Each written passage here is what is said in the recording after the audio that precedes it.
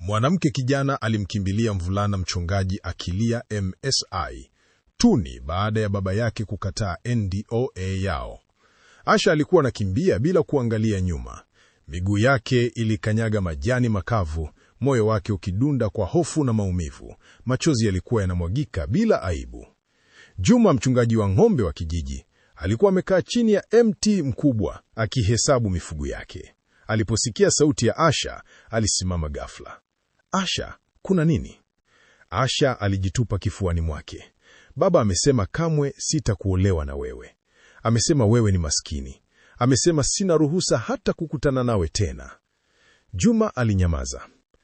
Alikuwa tayari amezoea dharau za wazee wa kijiji, lakini maneno hayo yalimuumiza zaidi kwa sababu yalikuwa yakimhusu Asha. Je, umemwambia ninakupenda? Aliuliza kwa sauti ya chini. Nilimwambia, lakini amesema upendo haujengi nyumba wala hauleti heshima. Upepo ulivuma polepole, ng'ombe wakilia mbali. Hawakuijua bado kwamba kukataa huko kulikuwa mwanzo wa siri kubwa itakayobadilisha si tu maisha yao, bali hata hatima ya familia mbili tajiri zinazohusiana na mali, urithi na biashara ya kifedha iliyofichwa kwa miaka mingi. Lakini kwa wakati huo, walikuwa vijana wawili tu walioumia. Je, wangeweza kupigana na dunia nzima kwa ajili ya upendo wao? Kijijini habari zilisambaa haraka kuliko upepo wa jioni. Umesikia? Mzee Omari amemkatalia binti yake kuolewa na mchungaji. Wanawake walinong'ona sokoni. Mzee Omari hakuwa mtu wa kawaida. Alimiliki mashamba makubwa ya chai na alikuwa na uwekezaji katika kampuni ya bima mjini Nairobi. Watu walimheshimu na wengine walimwogopa. Jioni ile, Asha alirudi nyumbani kimya. Mama yake Bi Rehema alimkuta amekaa kitandani. Binti yangu, baba yako ana sababu zake, alisema kwa upole. Sababu zipi mama? Kwa sababu Juma hana pesa? Au kwa sababu hana jina kubwa? Mama yake alitazama dirishani kwa muda mrefu. Kuna mambo hujui. Maneno hayo yalikaa moyoni mwa Asha kama mzigo mzito. Wakati huo huo, Juma alikuwa nyumbani kwao akimwambia mama yake mzazi, Mama Zawadi. Kilichotokea, mama yake alimshika mkono. Mwanangu, maisha si rahisi. Lakini kumbuka, heshima na imani ni mtaji mkubwa kuliko pesa. Hakuna aliyejua kwamba nyuma ya msimamo mkali wa mzee Omari kulikuwa na hofu ya kufichuka kwa siri ya kifedha iliyohusisha ardhi, hisa za benki na urithi wa familia uliopangwa kwa miaka mingi. Na Juma alikuwa karibu zaidi na siri hiyo kuliko alivyodhani. Siku 3 zilipita bila Asha na Juma kuonana. Mzee Omari aliita mkutano wa familia. Kuanzia leo, alisema kwa sauti kali, Asha ataandaliwa kuolewa na Khalid, mfanye biashara kutoka Mombasa. Ana kampuni ya usafirishaji na ana mikataba mikubwa ya kimataifa. Asha alishituka. Baba, siwezi kuolewa na mtu nisiyempenda. Utajifunza kumpenda, alijibu bila hata kumtazama. Usiku huo, Asha alimpigia Juma kwa siri. Wanataka nikaolewe na mtu mwingine, alilia. Juma alikaa kimya kwa muda. Asha, unaniamini? Ninakupenda. Basi niache nifanye jambo moja. Kuna kitu nimegundua kuhusu baba yako, lakini siwezi kukuambia kwa simu. Upande wa pili wa simu, Asha alihisi hofu na matumaini kwa wakati mmoja. Kitu gani Juma? Ni kuhusu ardhi ya familia yenu na jina langu. Asha alishika simu kwa nguvu. Jina lako? Unamaanisha nini? Lakini Juma alikata simu. Kwa mara ya kwanza, Asha alihisi kwamba huenda mapambano yao hayakuwa tu kuhusu mapenzi, bali kuhusu ukweli uliokuwa umefichuka kwa miaka mingi. Asubuhi iliyofuata, kijiji kilishituka. Juma aliitwa ofisini kwa chifu. Ndani alimkuta mzee Omari tayari amekaa, uso wake umejaa hasira. Umekuwa ukimchanganya binti yangu, Omari alisema. Sijamchanganya, nampenda, Juma alijibu kwa heshima. Chifu alikohoa kidogo. Juma, kuna madai mazito yanakuhusu. Madai gani? Mzee Omari alitoa faili mezani. Umesema unajua kitu kuhusu ardhi yangu. Unajaribu kunitishia? Juma alimtazama moja kwa moja machoni. Sikutaka kufika hapa, lakini ukweli hauwezi kufichwa milele. Chifu alishangaa. Ni ukweli gani huo? Juma alivuta pumzi ndefu. Ardhi ya mlimani, ile yenye hati ya zamani, si mali ya mzee Omari peke yake. Kimya kizito kilitanda. Na ushahidi wangu, Juma aliendelea, unahusiana na nyaraka za benki na hati za zamani zilizohifadhiwa tangu miaka ya 90. Uso wa Omari ulipauka kidogo, lakini hakukubali kushindwa. Hiyo ni hadithi ya kijana maskini anayetafuta pesa, alisema kwa dharau. Lakini ndani yake alijua jambo moja: hatari ilikuwa imeanza kumkaribia. Usiku huo Asha alipokea ujumbe mfupi: kesho saa 10 jioni, njoo mzituni pale tulipokutana mara ya mwisho. Nitakuonyesha kila kitu. Asha alitetemeka. Mama yake alimwangalia kwa wasiwasi. Unapanga nini binti yangu? Natakiwa kujua ukweli mama. Wakati huo huo mjini Nairobi, mtu mmoja aliyekuwa akifuatilia uwekezaji wa zamani wa familia ya Omari alipokea taarifa kutoka kwa mshirika wake wa kifedha. Kuna kijana kijijini anayeulizia hati za zamani. Sauti ilisema kwa simu. Mchungaji? Ndiyo. Jina lake ni Juma. Kimya kilifuata upande wa pili. Hakikisha hilo jambo linazimwa kabla halijafika kwenye vyombo vya sheria, sauti iliamuru. Kijijini Asha alikesha usiku kucha, moyo wake ukiwa umejaa hofu, matumaini na upendo.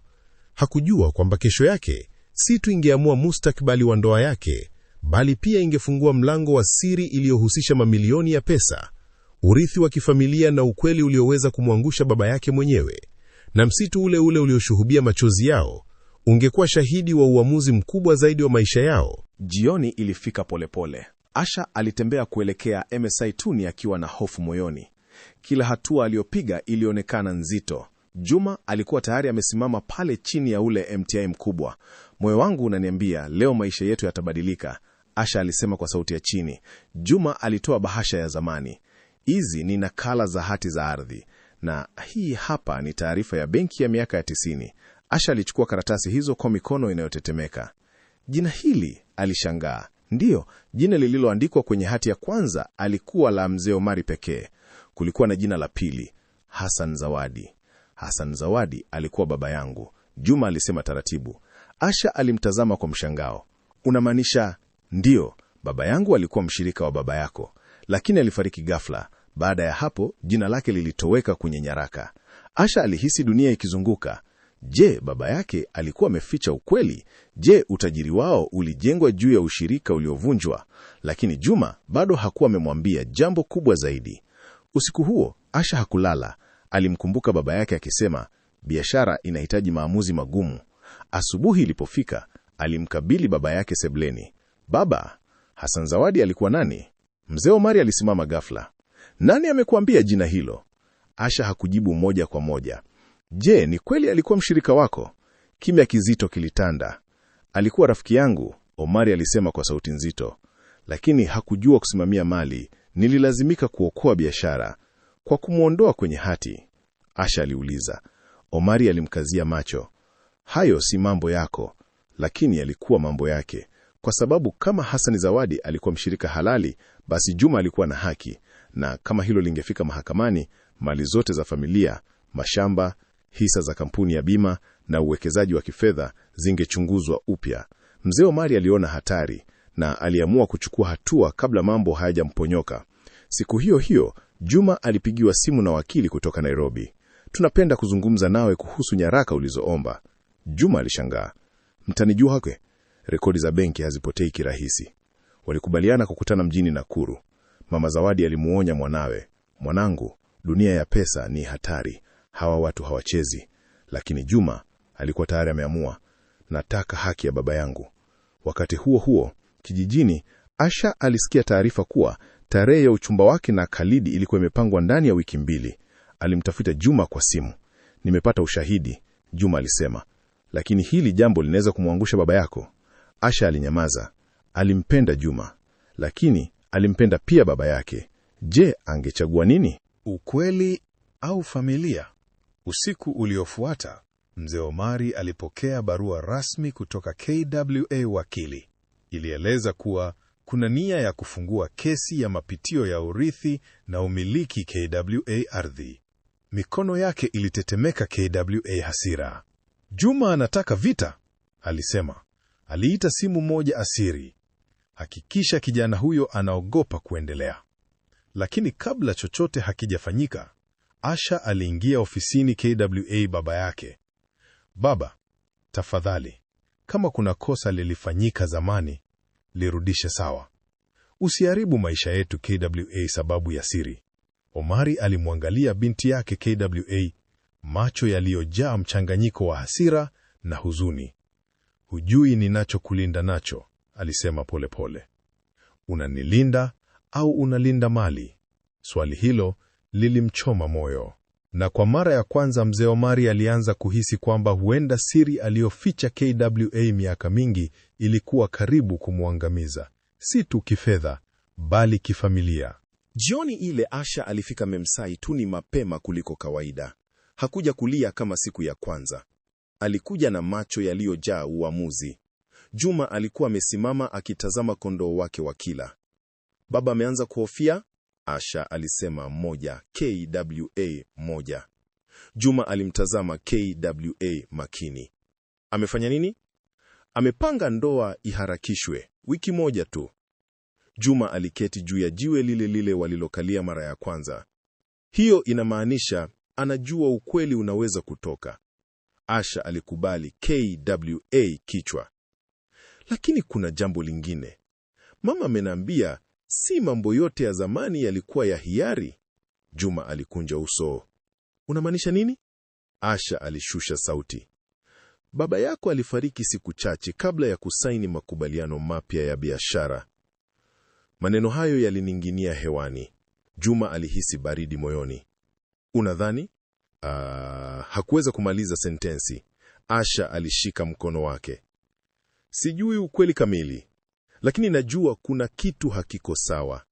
KWA mara ya kwanza, mapambano yao hayakuwa tu ya urithi. Yalianza kuwa ya haki na labda ya kifo kilichofichwa. Siku ya uchumba ilitangazwa rasmi. Kijiji kilijaa maandalizi. Watu walifurahia chakula, muziki na heshima ya kuhusika na familia ya mzee Omari. Lakini ndani ya nyumba, Asha alikuwa kimya. Khalid aliwasili akiwa amevalia suti safi, akitabasamu kwa kujiamini. Nitakufanya uishi maisha ya hadhi, alimwambia Asha kwa sauti ya chini. Asha hakutabasamu. Je, utanifanya niishi maisha ya furaha? Khalid alicheka kidogo. Furaha huja na pesa. Maneno hayo yalimuumiza zaidi. Wakati sherehe ikiendelea, Juma alikuwa mbali kidogo, akitazama kutoka mlimani. Mama Zawadi alimfuata. Mwanangu, mapenzi ya kweli hupimwa wakati wa dhoruba. Nitapigana hadi mwisho, Juma alisema kwa uthabiti. Lakini hakujua kwamba usiku huo, mtu asiyejulikana alikuwa akifuatilia kila hatua yake. Mchezo ulikuwa umeingia hatua hatari zaidi. Baada ya sherehe, Asha alipata barua ndogo chumbani kwake. Ilikuwa imeandikwa kwa mkono. Ukweli kuhusu kifo cha Hassan upo kwa mtu mmoja kijijini. Tafuta mzee Baraka. Asha aishtuka.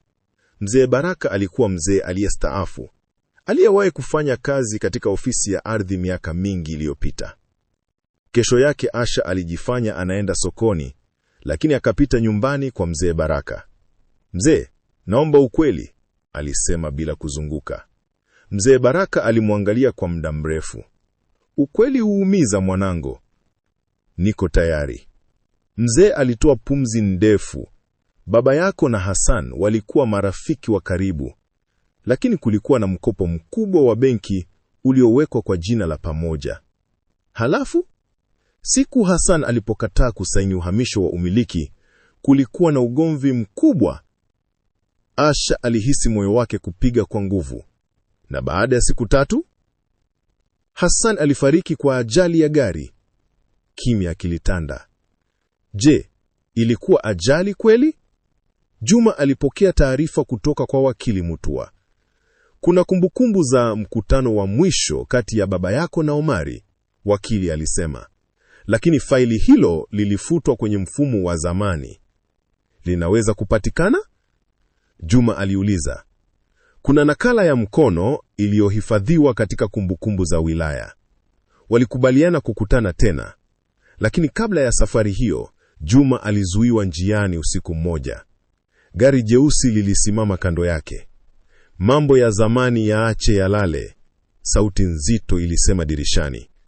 Juma hakujibu. Ukifungua kesi, utaharibu tu familia ya Omari, utaiharibu hata mama yako. Gari lilienda kwa kasi. Juma alibaki akitetemeka, si kwa hofu ya kupigwa, bali kwa hofu ya ukweli kuwa mkubwa kuliko alivyodhani.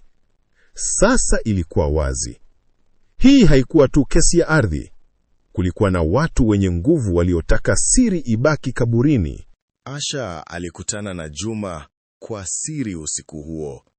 Nimeongea na mzee Baraka, alisema. Juma alimtazama KWA makini. Kuna shaka kuhusu ajali ya baba yako? Juma alihisi macho yake yakijaa machozi kwa mara ya kwanza. Kwa miaka yote, niliamini ilikuwa ajali ya kawaida. Asha alimshika uso wake kwa upole. Kama kuna ukweli ulifichwa, lazima ujulikane. Lakini Juma alimtazama kwa huzuni. Na kama ukweli huo utamfunga baba yako? Asha alikaa kimya. Upendo wake kwa Juma ulikuwa wa kweli, lakini damu yake ilikuwa damu ya Omari. Na sasa alisimama katikati ya vita ya haki na familia. Mbali kidogo, mtu alikuwa akiwatazama gizani. Siri ilikuwa karibu kufunguka. Lakini je, mapenzi yao yangesalimika? Asubuhi ya pili, Juma na Asha walikusanyika kwenye mlimani, sehemu walipokutana mara ya kwanza. Juma, nakwambia kweli, Asha alisema kwa sauti ya chini. Mzee Baraka alisema kuna baadhi ya nyaraka ambazo zinaweza kuthibitisha kifo cha Hassan hakikuwa ajali. Juma alitetemeka. Lakini kama ukweli huu utatoka, baba yako, nitakuwa pamoja nawe, Asha alijibu kwa uthabiti. Wakati huo, kijiji kilianza kuzunguka habari kuhusu kesi ya familia Omari. Je, umesikia? Kuna kesi ya urithi inaweza kufunguliwa tena. Watu walinong'ona sokoni. Lakini hakuna aliyejua kwamba hatari ilikuja kutoka nje ya kijiji, kutoka kwa watu waliokuwa tayari kutumia kila njia kuhakikisha siri ya familia Omari haijaonekana. Juma alitembea kuelekea ofisi ya kumbukumbu ya wilaya. Mikono yake ilitetemeka huku akiingia ndani ya chumba kilichojaa faili za zamani. Ukweli upo hapa, alijisemea. Hii ni haki ya baba yangu. Alipofika kwenye jengo la zamani, alikutana na afisa mzuri aliyemtambua. Unatafuta nyaraka za 1995 to 1998, afisa alisema. Ndiyo, lakini ningependa bila mtu kujua, Juma aliongeza. Afisa alikisia uhalisia wa kesi. Hizi nyaraka hazina siri, lakini kwa kweli, baadhi ya hizi zitaudhi watu wenye nguvu. Juma alijisemea kimya.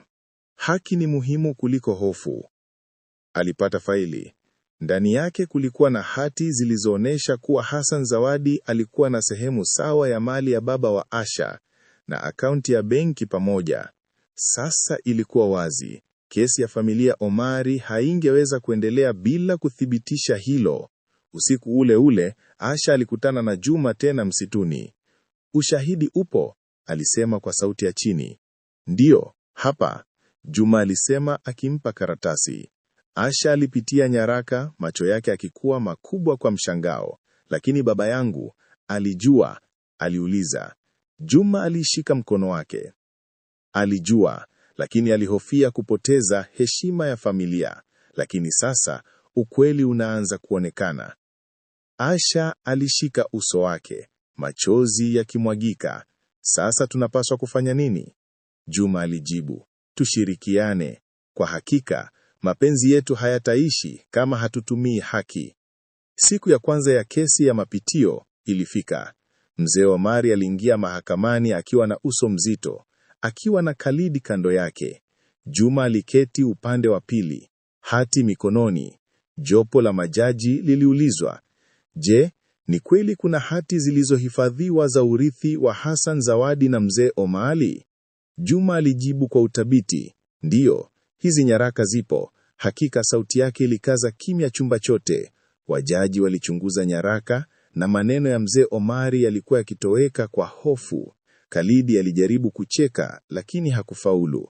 Hii ilikuwa kesi isiyotarajiwa, mapenzi na haki zikijiunga.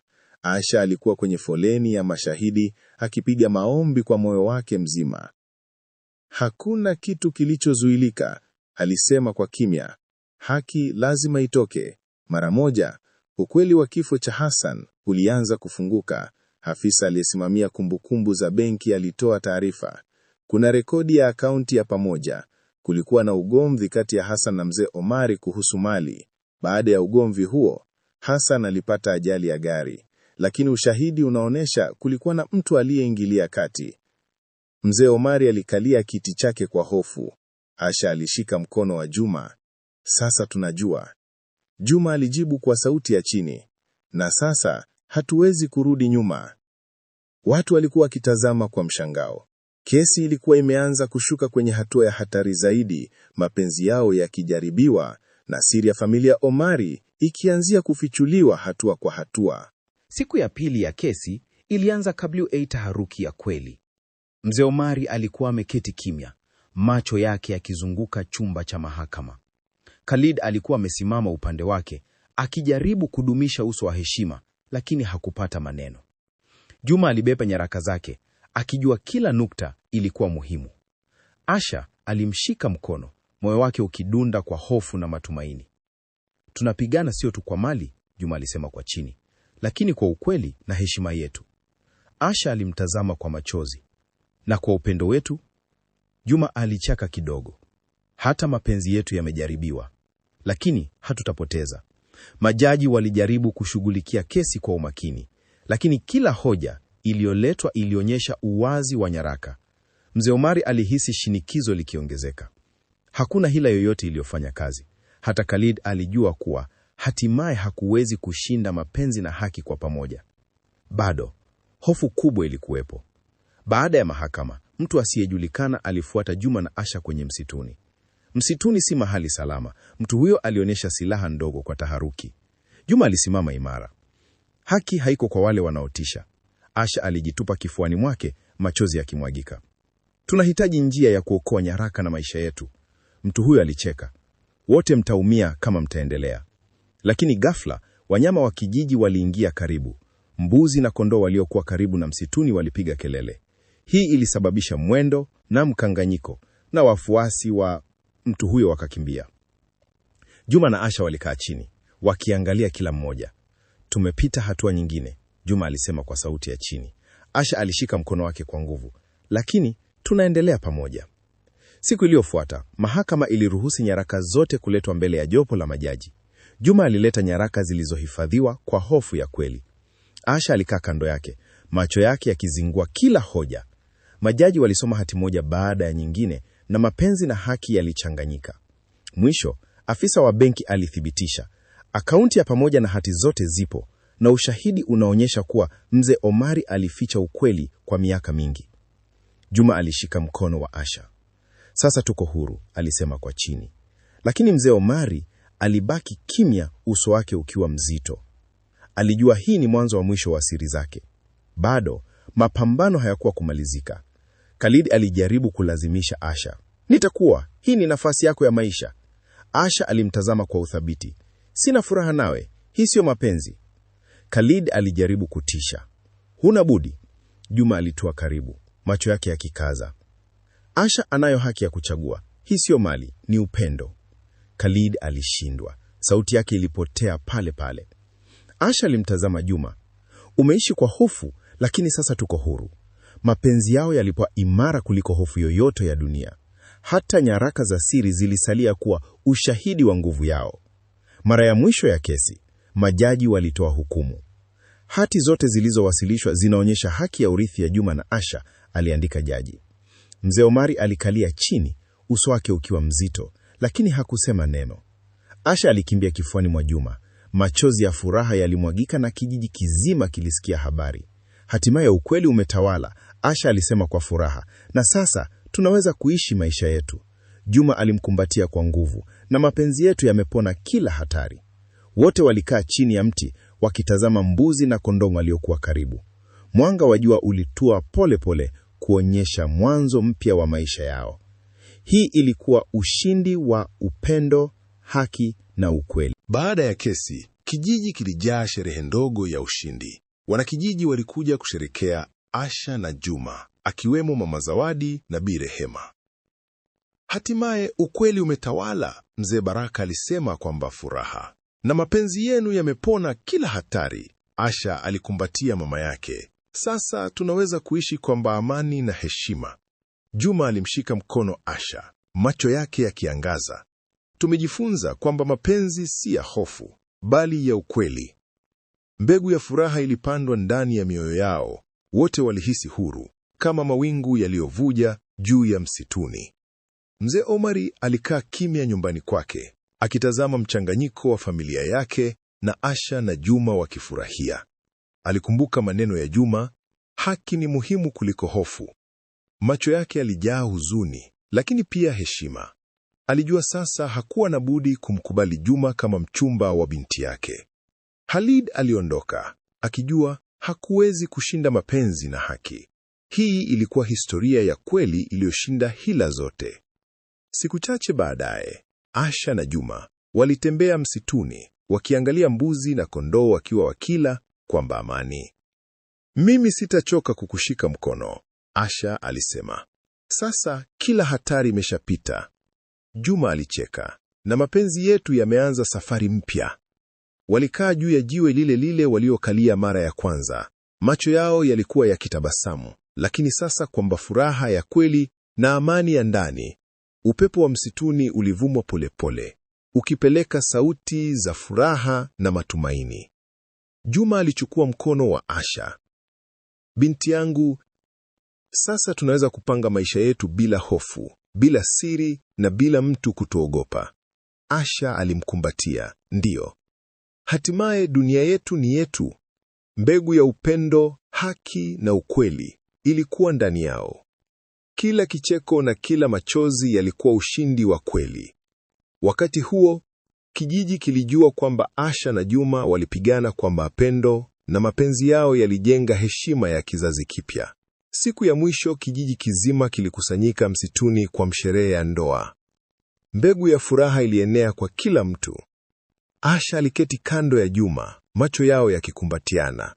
Sasa maisha yetu yanaanza, alisema kwamba furaha. Juma alijibu, na hatutazuiliwa tena na hofu, mali, wala siri za zamani. Mzee Omari aliketi kando akitabasamu kwamba heshima na huzuni kidogo. Alijua sasa kwamba ukweli na upendo vilishinda. Kila mtu katika kijiji alijua kwamba hii ilikuwa hadithi ya ushindi wa mapenzi, ukweli na haki. Mbegu ya maisha mapya ilipandwa na jua likang'aa juu yao kama ishara ya mwanga mpya. Mwisho wa hadithi na mwanzo mpya, kwamba Asha na Juma wakiwa pamoja, huru na wakiwa na furaha kamili.